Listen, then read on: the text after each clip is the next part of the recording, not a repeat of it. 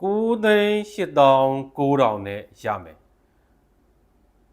AC output အနေနဲ့ဆိုရင်300 watt peak power က600 watt hour ကတော့ 1004 watt hour live ဖို့ battery ကိုတုံးထားတဲ့ viewer sine wave ထွက်တယ်အာမခံ3နှစ်ပါမယ်သူကရိုးရှင်းတယ်ဒီမှာဆိုလို့ရှိရင် power pattern battery indicator ပြီးရင်ဒီမှာဆိုလို့ရှိရင်ကျွန်တော်တို့က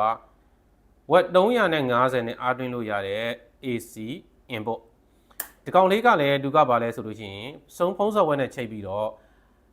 AC input ကိုကျွန်တော်တို့ကအရှော့တင်လုပ်လို့ရတယ်အများဆုံးတော့350ပေါ့ပြီးရင်ဒီမှာ solar နဲ့အားသွင်းမယ်ဆိုလဲ watt 220 solar panel နဲ့အားသွင်းလို့ရတယ်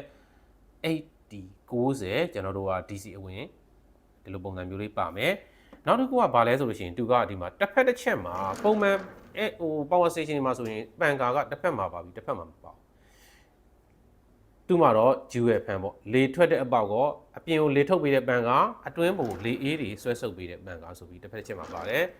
body ကလည်း temperature ရဲ့ဒဏ်ကိုကောင်းကောင်းခံနိုင်တယ်လွယ်လွယ်ကူကူကျိုးနိုင်ခြေနိုင်တဲ့ကျွန်တော်တို့က body မျိုးမဟုတ်ဘူး core မျိုးမဟုတ်ဘူးနောက်တစ်ခုကတော့ဒီမှာဆိုရင် AC multi socket viewer sine wave ထွက်တဲ့တစ်ပေါက်ပါတယ်နောက်တစ်ခုကဘာလဲဆိုလို့ရှိရင်သူကဒီမှာ Type C output နဲ့ USB output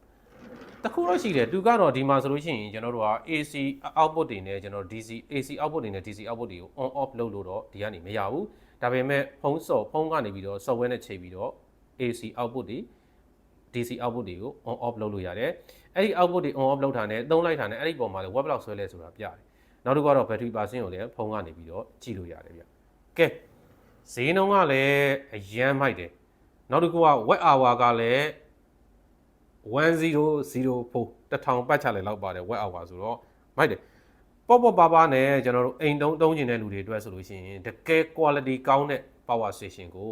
ရှာနေတယ်ဆိုရင်တော့ကျွန်တော်တို့ Growwell ရဲ့ Infinity 1000ကကျွန်တော်တို့ Deco 7 level 7မှာကျွန်တော်တို့အဆင်သင့်ရှိနေပါပြီအားလုံးကျေးဇူးအများကြီးတင်ပါတယ်